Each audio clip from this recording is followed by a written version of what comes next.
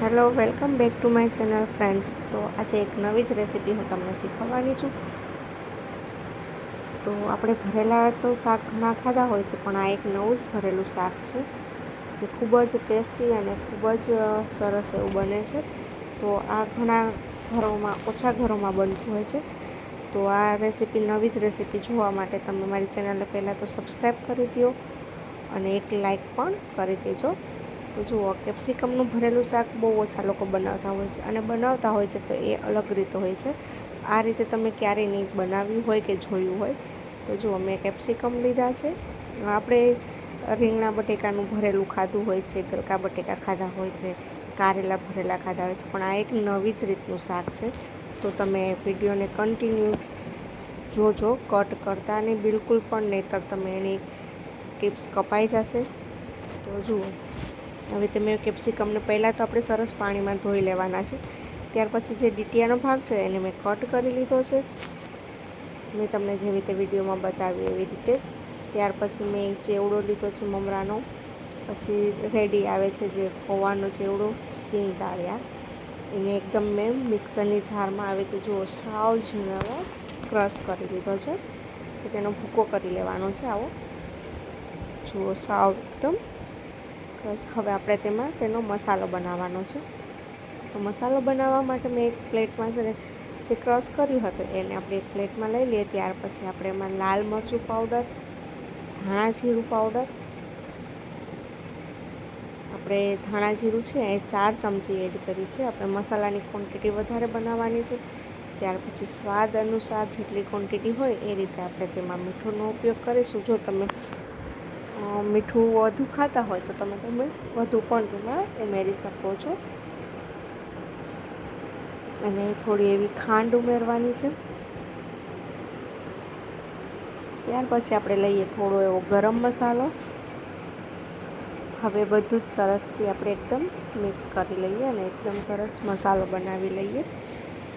તો આવી રેસીપી તો તમે ક્યારેય નહીં બનાવી હોય કે નહીં જોઈ હોય. તો ફ્રેન્ડ્સ, હજી બાકી જ છે વિડીયોમાં આગળ નવી નવી સિક્રેટ ટિપ્સ જોવાની, એટલે તમે બિલકુલ પણ સ્કીપ પણ ન કરતા અને કન્ટિન્યુ જ રાખજો. તો જુઓ, જે મેં કેપ્સિકમને કટ કર્યા હતા તેમાં આવી રીતે આપણે બધો મસાલો ભરી લેવાનો છે એકદમ સરસથી. તો મેં એવી રીતે એકદમ બધા એક પછી એક કેપ્સિકમને ભરી લીધા છે.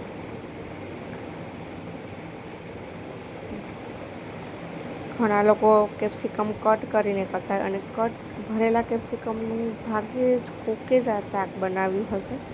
તો આ નવું જ શાક છે, તો તમે પણ એકવાર જરૂરથી ટ્રાય કરજો. ઘરના બધાને ખૂબ જ ભાવશે. જો આવી રીતે બધો કેપ્સિકમ ભરી લીધા છે. ત્યાર પછી થોડો મસાલો આપણે બાકી રાખવાનો છે. તેનો શું ઉપયોગ કરવો એ પણ હું તમને વિડીયોમાં આગળ જતાં બતાવીશ. તો જો, અમે આવી રીતે બધા કેપ્સિકમ ભરી લીધા છે. ત્યાર પછી મેં એક તપેલી લીધી છે, અને તપેલીમાં થોડું પાણી લઈ આપણે તેને ઉકળવા મૂક્યું છે. અને એક નાની એવી જારી લીધી છે, તો આપણે તેને વરાળની મદદથી આપણે તેને બાફવાના છે.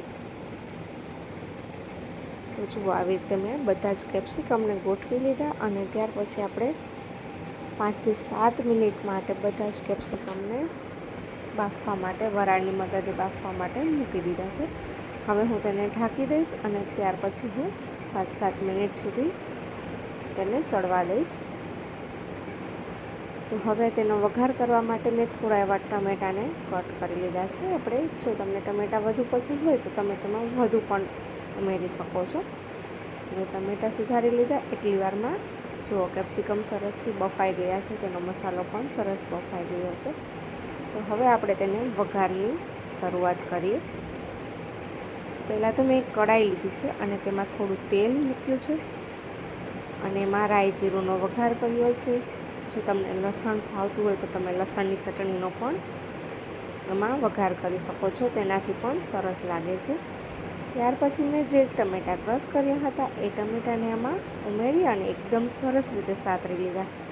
તો હવે જે આપણે બચેલો મસાલો હતો એ મસાલાને આપણે એમાં ઉમેરી લઈએ, અને એકદમ ટમેટાં અને મસાલો બધું મિક્સ સરસથી કરી લઈએ. આ શાક કોરું ખાવાની પણ મજા આવે છે, અને રસાવાળું પણ સારું લાગે છે. તો મેં અહીંયા રસાવાળું શાક બનાવ્યું છે. જો તમારે સંભારા તરીકે સાઈડમાં બનાવવું હોય તો એવી રીતે પણ આ સારું લાગે છે. તમે કોરું પણ ભાવે એવું બને છે. અને રસાવાળું કરીએ તો આપણે તેને શાક, ભાત, રોટલી એવી રીતે ખાવાની પણ મજા આવે છે. તો હવે મેં જે ટમેટાને સાતરી લીધું છે ત્યાર પછી મેં પાણી ઉમેરી લીધું છે, કારણ કે મારે રસાવાળું શાક બનાવવું છે એટલે મેં આમાં પાણીનો ઉપયોગ કર્યો છે.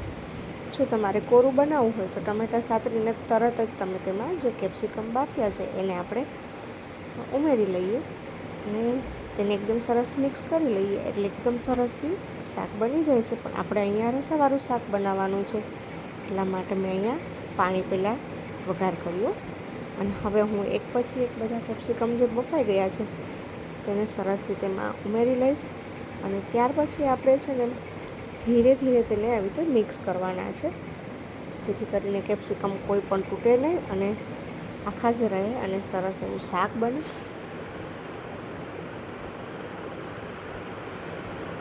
તો જુઓ મેં બધા જ કેપ્સિકમને તેમાં ઉમેરી લીધા છે અને હવે સરસથી મિક્સ કરી લઈશ.